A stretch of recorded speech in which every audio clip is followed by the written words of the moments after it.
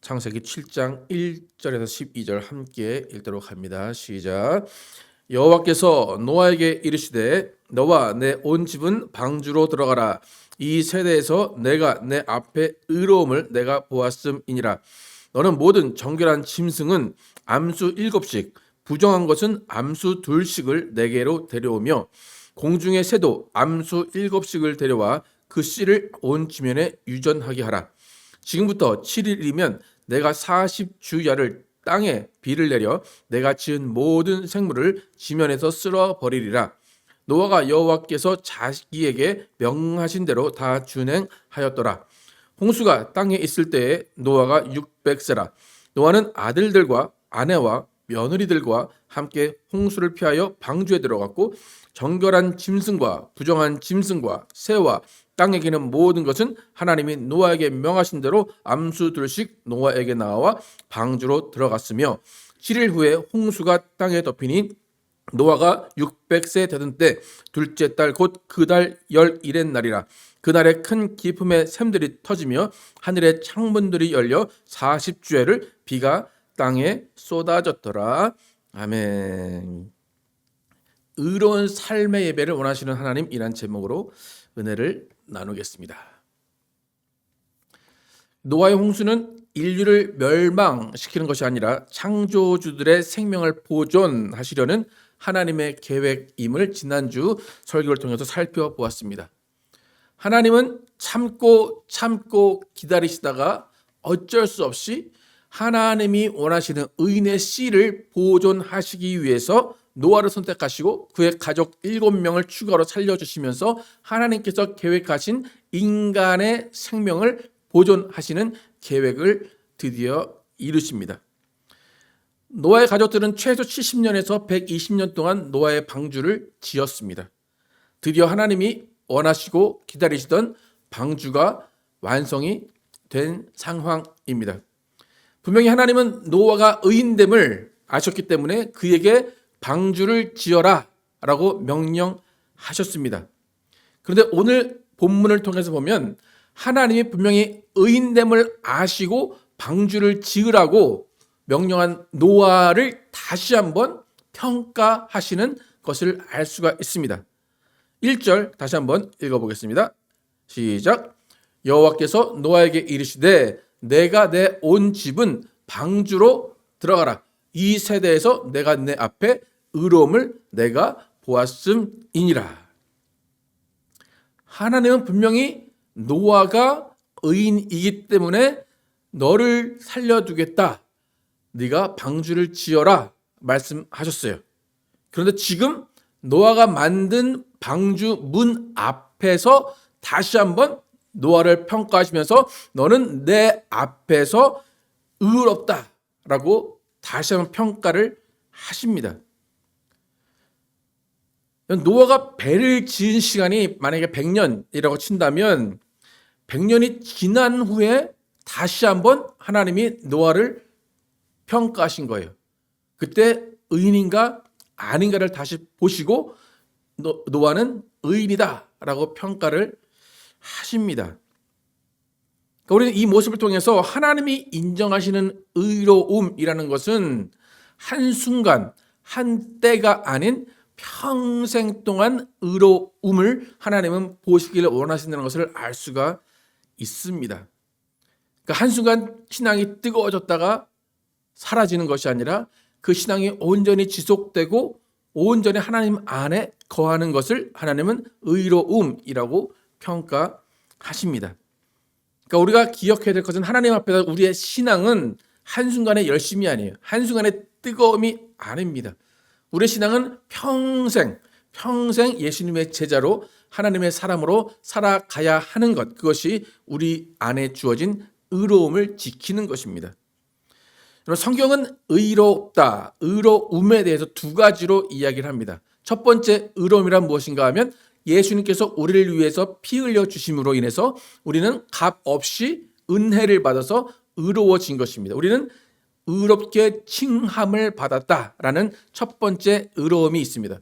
두 번째는 그렇게 의인이 된 우리가 행함으로 의로운 행동으로 항상 의로운 자의 삶을 살아야 하는 것, 그것이 성경에서 두 번째로 말하는 의로움입니다.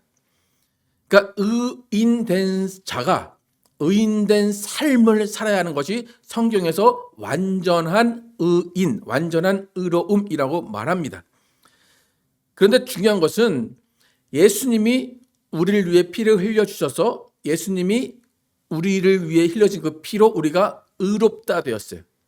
근데 의롭다 된 사람이 또다시 의로워지는 것은 아니지만 예수님이 원하시는 의로운 삶이라는 것은 무엇인가 하면 가난한 자를 돕고 병든 자를 도와주고 예수님이 원하시는 갇힌 자를 도와주고 예수님이 원하시는 소외된 자를 찾는 것을 예수님은 의로움이라고 하십니다. 그래서 성경에 보면 예수님이 우리에게 원하시는 의로움을 잘 알 수가 있습니다. 마태복음 25장 31절에 33절 함께 읽겠습니다. 시작. 인자가 자기 영광으로 모든 천사와 함께 올 때에 자기 영광의 보좌에 앉으리니 모든 민족을 그 앞에 모으고 각각 구분하기를 목자가 양과 염소를 구분하는 것 같이 하여 양은 그 오른편에 염소는 왼편에 두리라.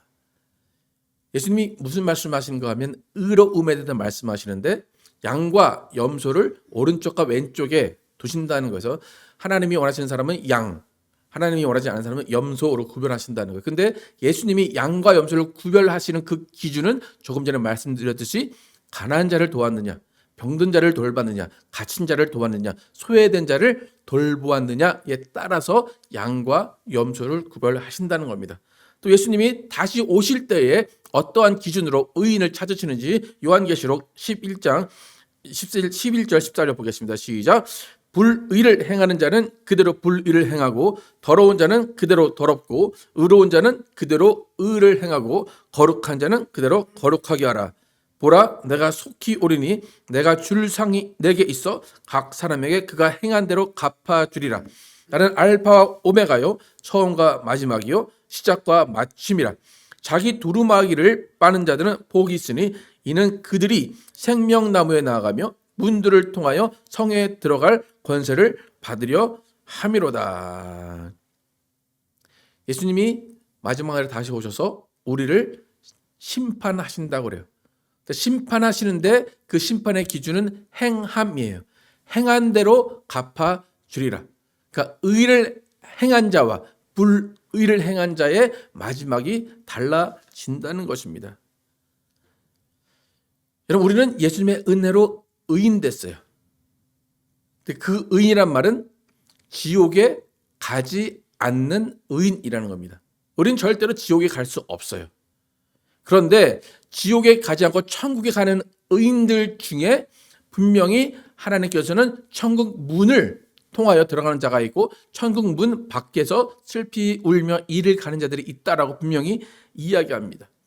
조금 전에 읽은 요한계시록에서도 생명나무 앞에 갈 수 있는 문을 통과하는 자들이 있고 그렇지 못한 자들이 분명히 있다고 이야기를 합니다.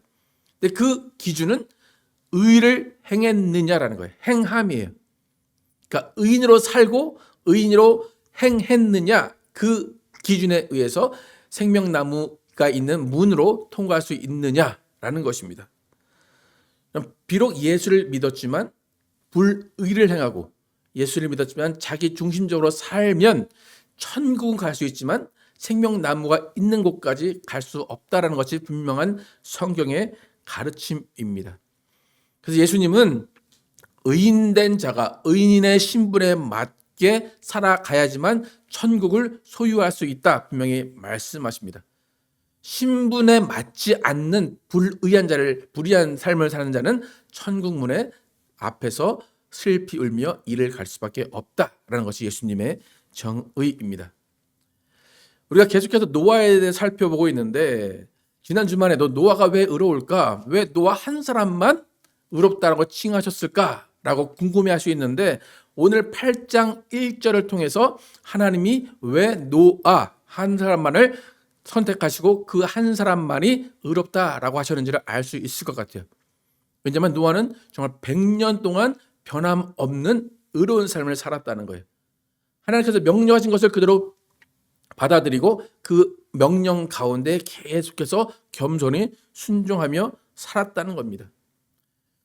그러니까 저는 가까이에서 많은 목사님들과 또 기독교인들을 많이 보게 되는데 기독교인들이 변질되는 모습을 많이 보게 됩니다. 많은 분들이 젊어서 또 많은 기간 동안 훌륭한 일을 하고 업적을 많이 남겼습니다. 존경할 만한 일들을 많이 했어요. 그런데 많은 또 적지 않은 분들이 말년에 여자 문제, 돈 문제, 자녀 문제로 많은 어려움을 겪는 것을 보게 됩니다. 그러니까 한때는 훌륭한 일을 했지만 한 40년, 30년 후에 그들이 넘어지고 그들이 불의한 일을 하는 것들을 많이 보게 됩니다. 왜 그럴까 생각을 해보면 대부분 자신의 사역을 돌아보면서 나는 이만큼 오면 잘했다. 나는 의로운 삶을 살았다. 라고 자신의 삶을 평가하고 나는 하나님께 칭찬을 받을 거야. 라고 은퇴하는 시점에서 만족해하면서 자신의 삶을 돌아보고 자신의 업적을 남기려는 순간 마귀에게 속아 넘어간 것이 아닐까 생각이 듭니다. 분명 노아는 방주를 짓기 시작한 시점에서 120년까지의 기간이 있습니다. 근데 하나님은 분명히 방주를 짓기 시작한 그 시점에 의인이라고 평가하셨지만 120년이 지난 그 시점에 다시 노아가 의인인가를 평가하시고 그 방주 문으로 들어가라 라고 말씀을 하십니다. 그 의인의 평가의 기준은 그의 삶이 변하지 않았다는 거예요. 그의 삶이 변질되지 않았다는 거예요. 그는 그의 업적을 드러내는 것이 아니라 오직 하나님의 뜻이 이루어지는 것만을 생각했다는 것입니다. 어쩌면 방주 짓는 그 삶은 단순한 삶이에요. 보여지지도 않아요. 알아주지도 않아요. 하지만 그는 계속해서 100년 동안, 120년 동안 그 방주 짓는 일에만 몰두하면서 하나님께서 주신 명령에 순종했기 때문에 100년이 지난 후에도 그는 의롭다 하심을 받았습니다. 우리는 하나님이 우리의 인생을 부르셨습니다. 그런데 부르신 그 시점과 천국 문 앞에 있는 그 시점이 동일해야 됩니다.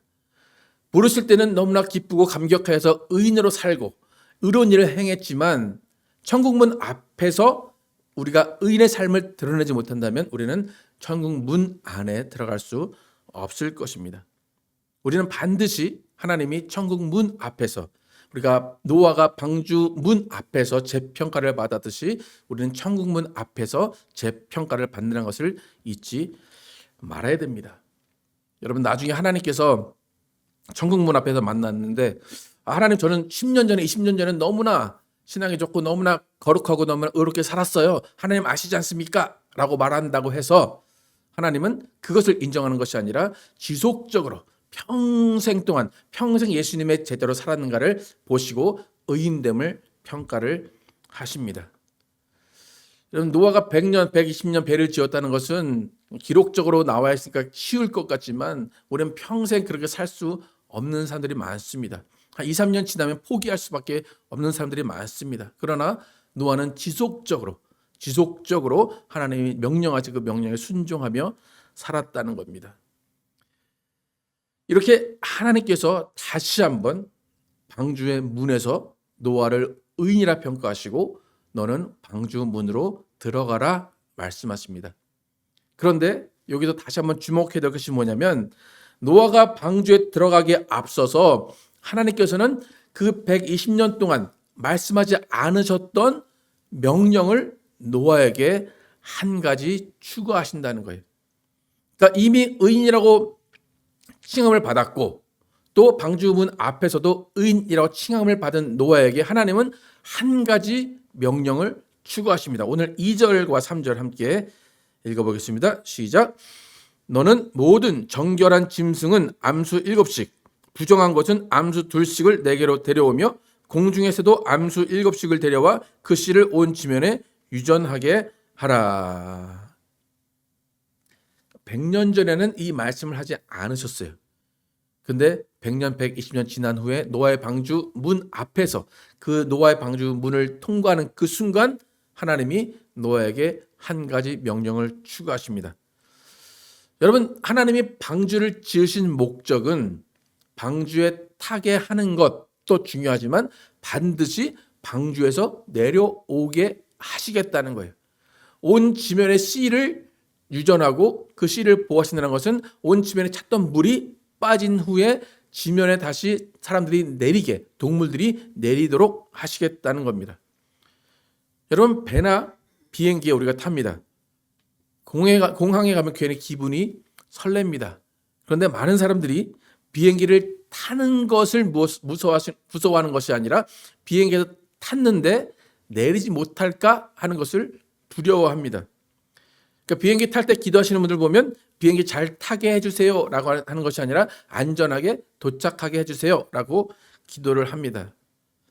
그러니까 하나님께서 노아를 의인이라고 재평가하시고 방주의 문을 통과하게 하셔서 탑승하게 하신 것도 중요하지만 더 중요한 것은 탑승한 노아와 가족 그리고 동물들, 식물들이 다 내릴 수 있도록 땅에 정착할 수 있도록 하는 것이 더 중요합니다. 지금 하나님께서 지금까지는 노아에게 방주에 타라, 방주를 지어라 그 얘기만 하셨어요. 그런데 노아가 방주를 짓고 방주 문 앞에서 들어감을 허락받은 그 후에 그에게 따로 명령하신 것은 뭐냐면 너는 방주에서 내릴 수 있다라는 거예요. 근데 오늘 성경 본문을 보면 우리가 그 이야기가 확실하게 나오지 않아요. 너를 방주에서 내리게 하겠다 그런 말이 안 나와요. 근데 분명히 하나님은 그 약속을 하신 거예요. 다시 한번 2절 다시 한번 보겠습니다. 2절 시작. 너는 모든 정결한 짐승은 암수 7씩 부정한 것은 암수 2씩을 내게로 데려오며. 여러분, 노아가 방주를 짓기 시작할 때 하나님은 분명히 어떻게 말씀하시냐면 각 동물의 한 쌍씩을 태우라 그러셨어요.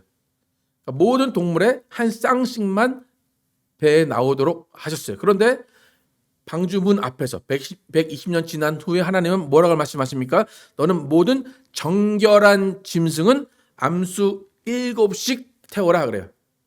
정결한 짐승은 암수 7씩 태우라 그럽니다.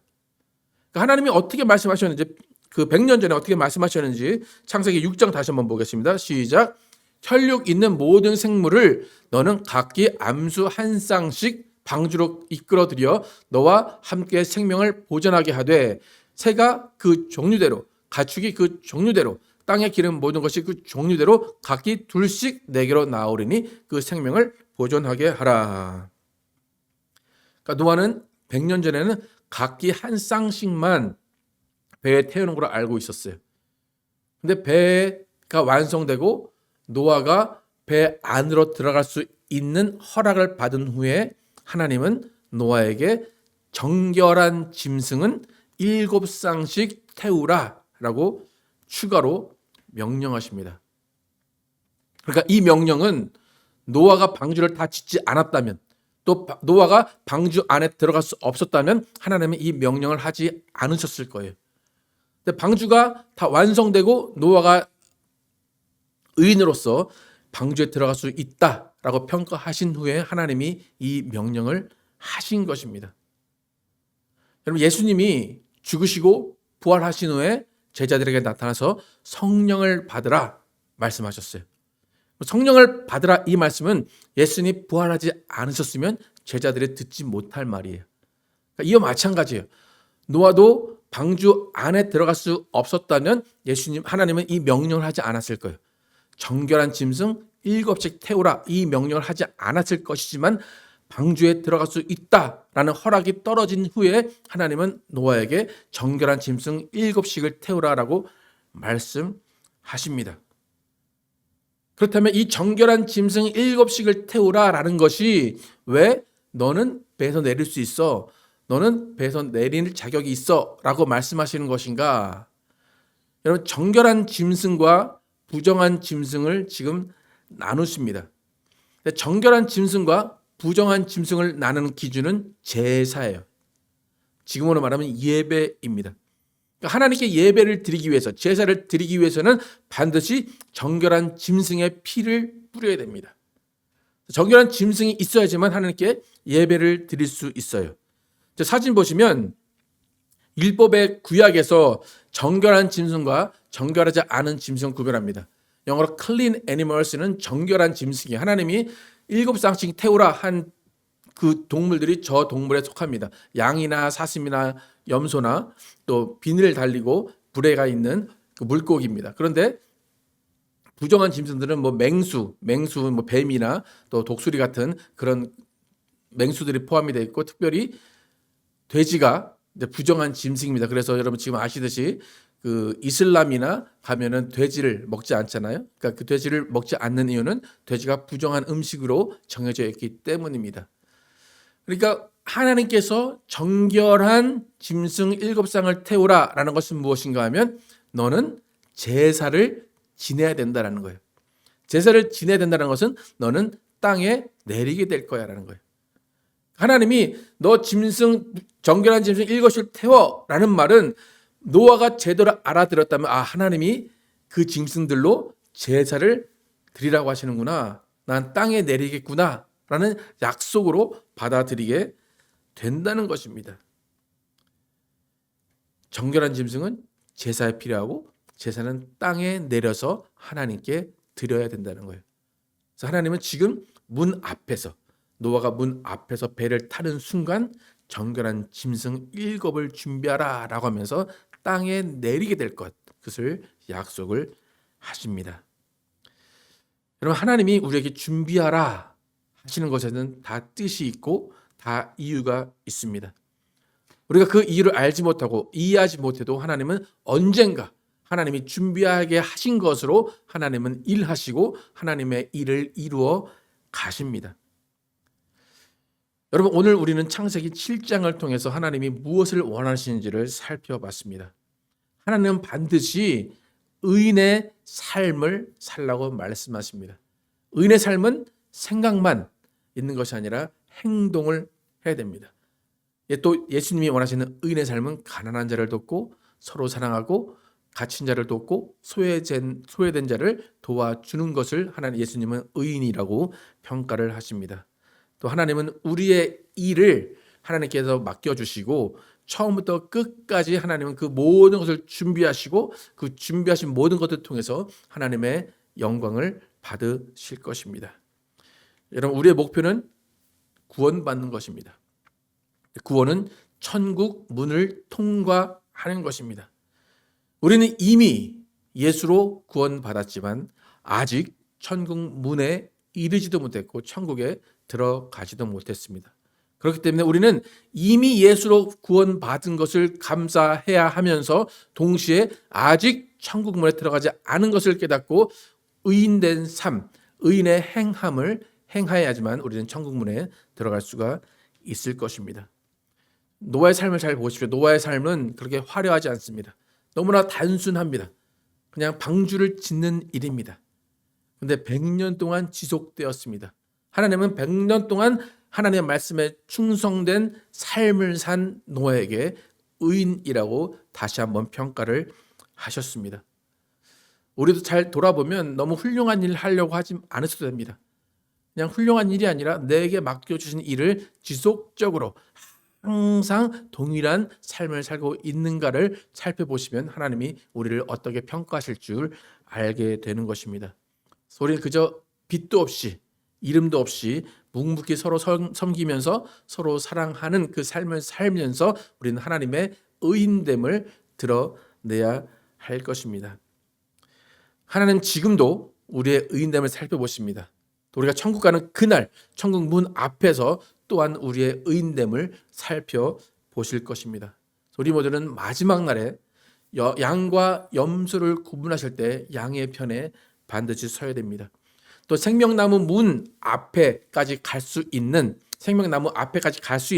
문을 통과해야만 합니다. 그 기준은 의로운 행함임을 깨달으시고 정말 지속적인, 우리가 하나님 앞에서 계속해서 하나님께 드릴 수 있는 지속적인 행함으로 하나님께서 우리를 의인이라고 평가할 수 있도록 하나님의 그 기대에 맞는 삶을 사시기를 축복합니다. 그래서 우리 모두는 가난하고 굶주린 자를 도와주고 소외된 자를 도와주며 서로 사랑했는지가 의인된 기준을 깨달아서 예수님의 평생 제자로서 평생 동안 소소하게 서로를 도와가며 서로를 사랑하며 서로를 의지하는 공동체로 살아가시는 여러분과 제가 되기를 예수의 이름으로 축복합니다.